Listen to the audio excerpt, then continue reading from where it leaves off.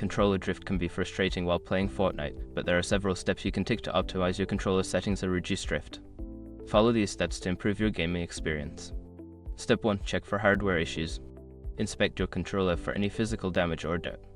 Clean the analog sticks and ensure they are not stuck or obstructed.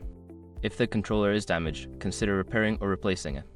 Step 2. Adjust dead zone settings. In Fortnite, go to the Settings menu and find the controller options.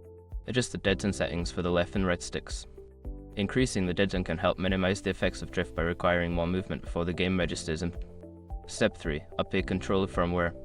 Make sure your controller's firmware is up to date. Connect your controller to the console or PC and check for any available updates. Manufacturers often release updates to improve performance and fix issues. Step 4. Use a wired connection.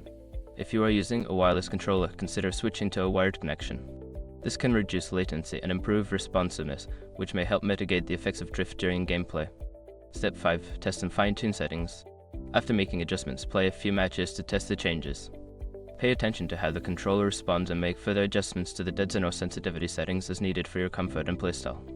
By following these steps, you can optimize your controller settings and reduce drift, enhancing your overall Fortnite experience. Happy gaming!